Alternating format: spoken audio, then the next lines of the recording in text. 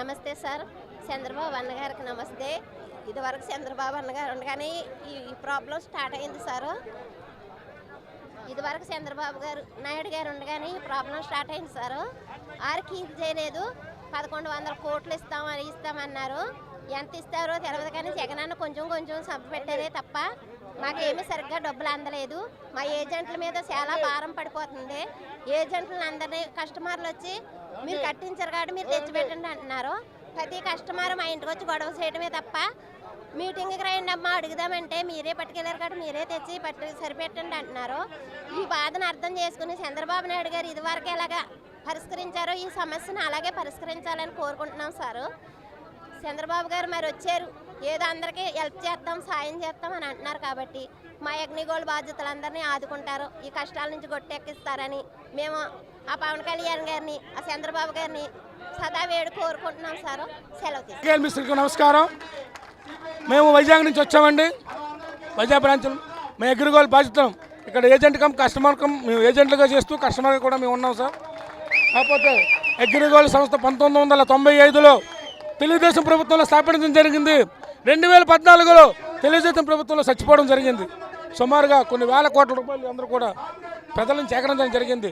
కాకపోతే గత ప్రభుత్వంలో జగన్మోహన్ రెడ్డి అగ్రిగోల్డ్ బాధ్యతలు న్యాయం చేస్తానని చెప్పి కొంత మాయం చేసి కొంతవరకు కూడా పేమెంట్ ఇవ్వడం 10,000 రూపాయలు 20,000 రూపాయలు స్వాస్థ్యంగా పరిష్కారం చేయలేపాడు, పూర్తి స్థాయిలో న్యాయం చేయలేపాడు.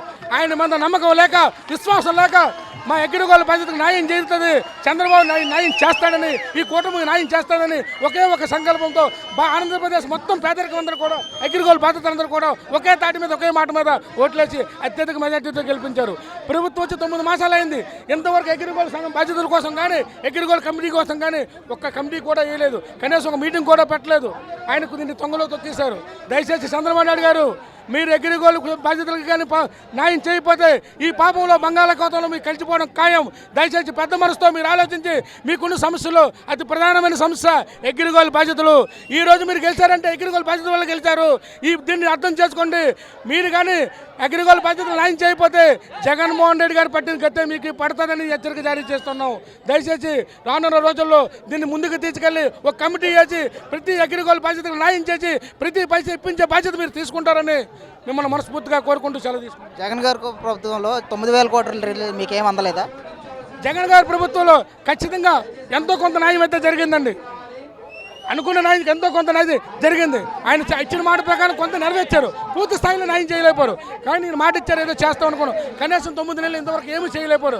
కూటమి ప్రభుత్వం మోసం చేసింది అగ్రిగోల్డ్ బాధ్యతలు. ఇదే పరిస్థితి ఎలాగా ఉంటే భవిష్యత్తులో ఉధృతాలు పెరుగుతాయి. ఖచ్చితంగా అగ్రిగోల్డ్ అనేది బాధ్యతల పాపము చంద్రబాబు నాయుడికి కూటమి ప్రభుత్వం తగులుతుందని సభాముఖంగా తెలియజేస్తాం.